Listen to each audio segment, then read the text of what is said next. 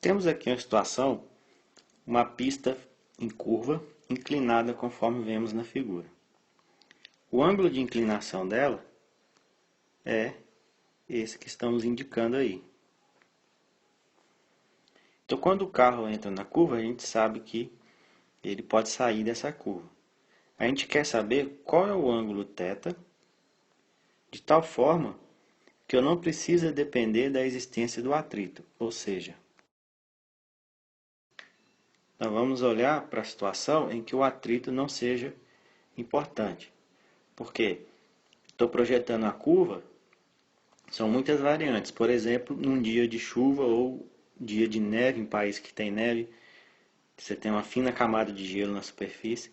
Então o engenheiro vai projetar essa pista, então ele imagina, dependendo da situação limítrofe, que é o carro entrar na curva sem atrito.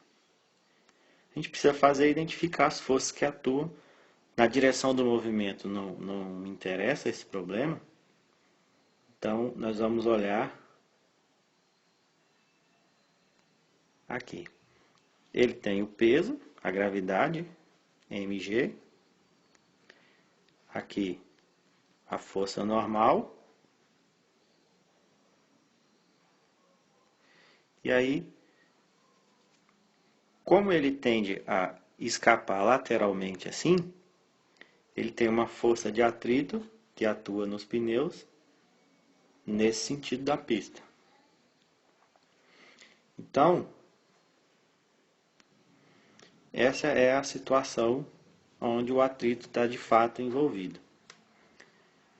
Mas nós vamos desconsiderar esse atrito, okay? Porque eu quero exatamente a situação onde ele não influa. Então vamos decompor essa força. Vamos decompor a força dessa forma. Por quê? Nós vamos ter essa componente vermelha e essa outra vermelha aqui da força normal. A gente sabe que a gente decompõe geralmente em termos desse ângulo θ que está aqui. Aqui é alterna interno, então esse ângulo θ é o mesmo. Então esse aqui seria o n cosseno θ e aqui n seno θ. Por que eu não decompus como todos os problemas anteriormente?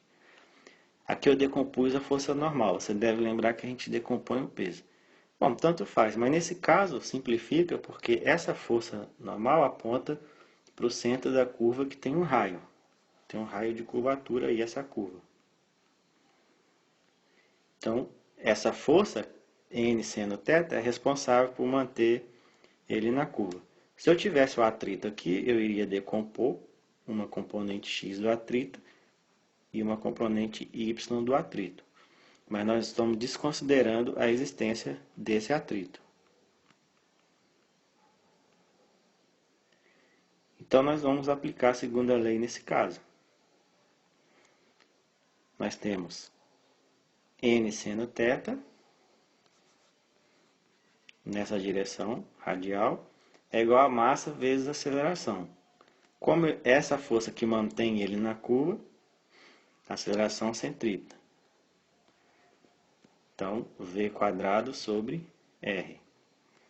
E a outra, normal menos o peso igual a zero. Só que é a normal cosseno θ. Então, n cosseno θ igual a o peso. Então, temos essa equação. Se a gente dividir uma pela outra, cancela aqui e cancela aqui. Seno sobre cosseno é tangente de θ. E vou dividir isso por g, v quadrado sobre rg. Então, daqui nós temos que θ é o arco cuja tangente vale v quadrado sobre rg.